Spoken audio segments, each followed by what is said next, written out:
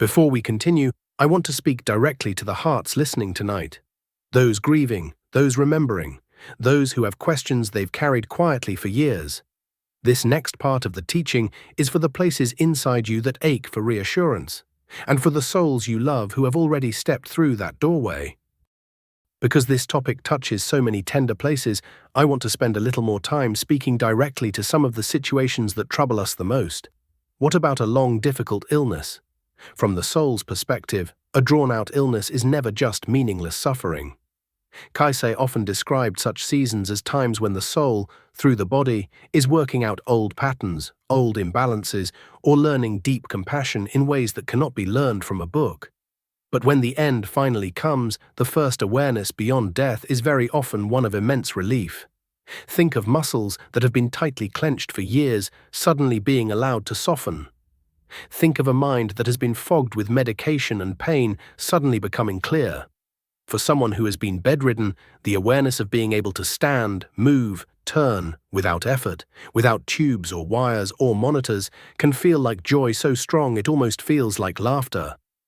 Cayce would remind people caring for the sick to see the soul behind the symptoms, to remember that their love, their patience, their prayers are not wasted, because the soul will carry the memory of being loved through the doorway of death into that first awareness on the other side. Then there are sudden deaths, accidents, heart attacks, events that feel like the floor is ripped out from under everyone involved. From the outside, this looks shocking, chaotic, unfair. From the soul's inner life, there is still law, there is still continuity, and there is still help. The first awareness, in such cases, can sometimes be disbelief. That couldn't have been my last moment, could it? Cayce's picture offers real reassurance here. No one is left confused and alone forever. The shock is met by clarity, the fear is met by presence, the disorientation is met by loving guidance. It may take a little time, whatever time means in those realms, for the soul to fully accept what has happened. But the entire process unfolds in an atmosphere of care, not chaos. So if you have lost someone suddenly, know this. Their inner experience is not as raw and abandoned as the scene might have looked from the outside. They were, and are, accompanied. And then there is a situation that weighs heavily on many hearts. Suicide. We need to be very careful here, because nothing in Cayce's teaching romanticizes, excuses, or encourages self-harm. Life is a gift, the body is a temple, and our challenges, however heavy, are also opportunities the soul has chosen, at some level, to work through with the help of the divine. If you are listening to this and wrestling with thoughts of ending your life, please hear this clearly. Your life matters. You are needed. Reach out to someone. Ask for help. You do not have to carry this alone. From the standpoint of the soul after death, Cayce's view is both honest and compassionate. He did not describe souls who die by suicide as thrown into eternal punishment. He described them as souls who awaken to find that the inner pain they were trying to escape has not magically disappeared. They become aware, with great clarity, of the love they could not feel at the time. They see the ripples of grief in those left behind, and they are given opportunities to heal, to learn, to grow, sometimes in states or realms that are very focused on restoration and understanding. Help has come to them too. Grace is present there too. But there is also an honest facing of the choices that were made. Again, this is not about a cruel God. It is about a lawful universe wrapped in mercy. So for those grieving someone lost this way, you can pray for their peace. You can surround them in your heart with light, and you can trust that the same love that has never given up on you has not given up on them either. Cayce's perspective on all of this is deeply tied to his understanding of the Holy Church, not as a denomination or a building, but as the living awareness in a soul that it has taken the Christ, the Spirit of love and truth, as its inner pattern.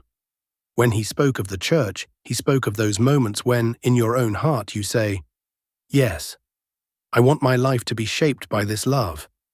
I may not do it perfectly, but I choose this." That choice, even if made in a single earnest prayer, creates a line of connection, a vibration that does not vanish at death.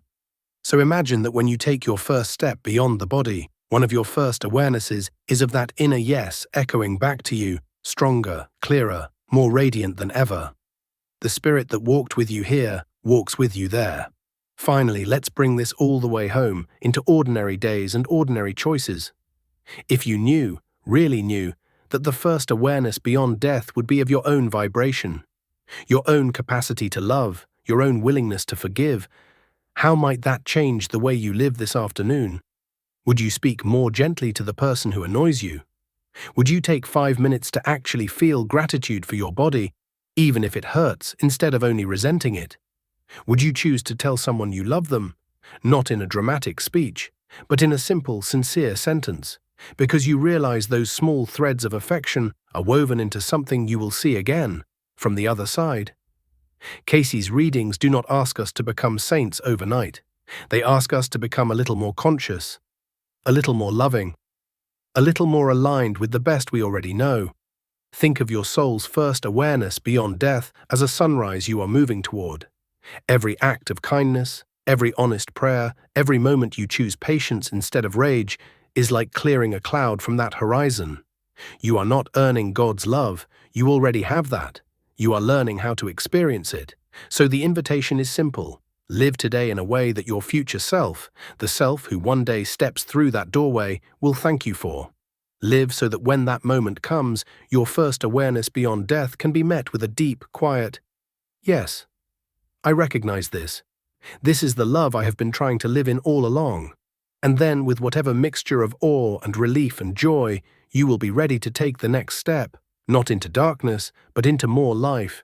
Wherever you are listening from tonight, grieving, curious, hopeful, or afraid, may this understanding of Edgar Cayce's picture of the soul's first awareness beyond death be a lantern for you, not to remove every mystery, but to remind you that you are not walking alone, that you are more than a body, and that what awaits you is not annihilation, but awakening.